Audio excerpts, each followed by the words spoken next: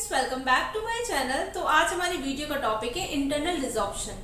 Last video में मैंने आपको रिजॉर्प्शन के बारे में बताया था। फिर मैंने ये बताया था कि रिजॉर्प्शन दो टाइप का होता है, पैथोलॉजिकल, फिजियोलॉजिकल। जो फिजियोलॉजिकल होता है वो डेसिडुअस टीथ में देखने को मिलता है। पैथोलॉजिकल होता है वो दो टाइप का होता है, इंटरनल, एक्सटर्नल। तो आज हम बात करेंगे यहाँ पर इंटरनल रिजॉर्प्शन के बारे में।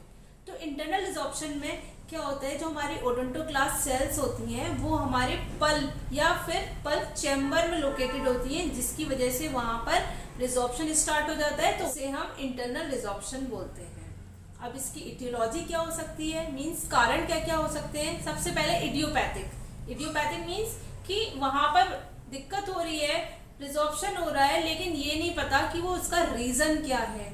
सेकेंड आता है कि वहां कोई पल्प पॉलिप बन गया है, ठीक है, पल्प का इन्फेक्शन हो गया है, या कोई वहां पर पल्प कैपिंग की है हमने, डायरेक्ट या इनडायरेक्ट पल्प कैपिंग की है, उसकी वजह से भी कभी कभार इंटरनल रिजॉर्प्शन हो जाता है। इसके अदर कारण भी हो सकते हैं, जैसे कि वहां पर कोई इनेबल इन्वेजिनेशन हो गया है, डेवलपमेंटल डिस्टर्बेंस है, लेकिन यदि वहां पर इनेबल इन्वेजिनेशन है तो उस कंडीशन में भी इंटरनल रिजॉर्प्शन हो सकता है।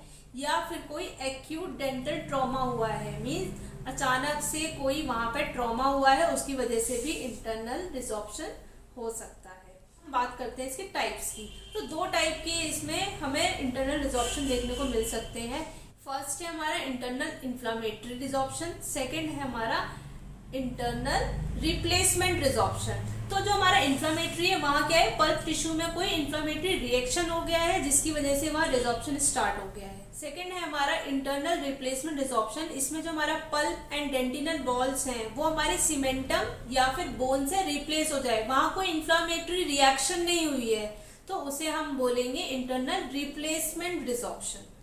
बात करते हैं हम इसकी क्लिनिकल फीचर्स की, कि हमें ये पता कैसे लगेगा या फिर इसके क्या क्या फीचर्स होंगे देखकर कि हम ये कह पाए कि इंटरनल रिजॉर्प्शन है। सबसे पहली बात कि मेल्स में बहुत ज्यादा कॉमनली देखने को मिलता है, परमानेंट या प्राइमरी दोनों ही टीथ में ये देखने को मिलता है। नेक्स्ट आता है इसमें ये मोस्ट कॉमनली हमें सेंट्रल इंसाइजर, जो हमारा सबसे फ्रंट वाला टीथ होता है, इसमें सबसे ज्यादा देखने को मिलता है। इसकी जो फ्रीक्वेंसी है, मतलब ये कह सकते हैं कि सेंट्रल इंसाइजर में सबसे ज्यादा, देन एलाई जो लेटर इंसाइजर है, then premolar, then third molar. Molars में ये बहुत कम देखने को मिलता है। तो ये हमारी फ्रीक्वेंसी है, सबसे ज्यादा में central incisor, then lateral incisor, then premolars, then third molar, ठीक है।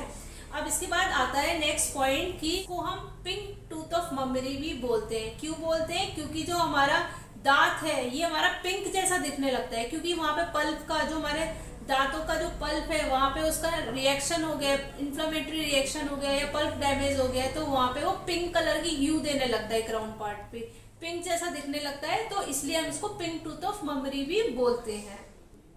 सबसे इम्पोर्टेंट बात ये कि ये सिम्टम लेस होता है, वहां कोई पेन नहीं होता है, तो इसलिए हम ज्यादा ध्यान भी नहीं देते।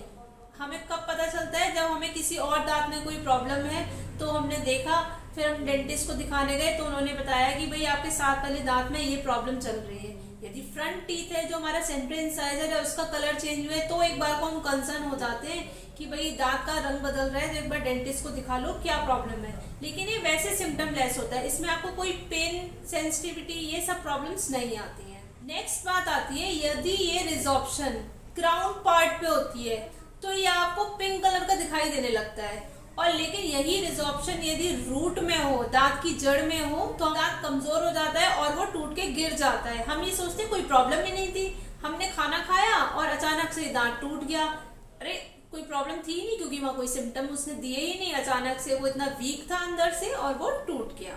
अब हम बात करते हैं कि रेडियोग्राफिकली ये देखने में कैसा दिखेगा।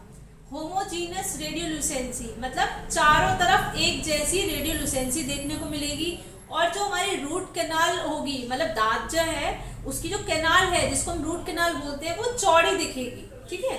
नेक्स्ट है कि और उसमें क्या देखने को मिल सकता है, वहां पर कोई भी रूट पे आपको ओवल शेप का, पीयर शेप का ऐसे ब्लैक स्पॉट देखने को मिल सकता है। इसकी डिफरेंशियल डायग्नोसिस क्या है कि आपने भाई आपके पास पेशेंट आया तो एकदम तो आप विदाउट फाइनल इन्वेस्टिगेशंस तो बोल नहीं सकते ये प्रॉब्लम है या ये नहीं है। तो डिफरेंशियल डायग्नोसिस ये हो सकती है कि हम इसको एक्सटर्नल रिजॉर्प्शन भी सोच सकते हैं या फिर डेंटल केरीज, कि भाई हो सकता है कि वहाँ डेंटल केरीज हो और हम इसको इंटरनल रिजॉर्प्शन के से मैच करके देख रहे हैं। डिफरेंशियल डायग्नोसिस में आप एक्सटर्नल रिजॉर्प्शन या डेंटल केरीज भी एज्यूम कर सकते हैं। ट्रीटमेंट क्या है? ट्रीटमेंट ये है कि वहां पर हम रूट कैनाल ट्रीटमेंट करेंगे और इसको सेव करेंगे। और यदि हमें दिखता है कि एक्सरे में इसकी कैनाल्स बहुत ज़्यादा वाइडन हो चुकी है और बहुत ज़्यादा इसकी हालत ख़राब है, तो उस कंडीशन में हम फिर पेशेंट को बोलते हैं कि अब हम बचा नहीं सकते, ये बच नहीं सकता, तो इस दांत को निकलवाना पड़ेगा।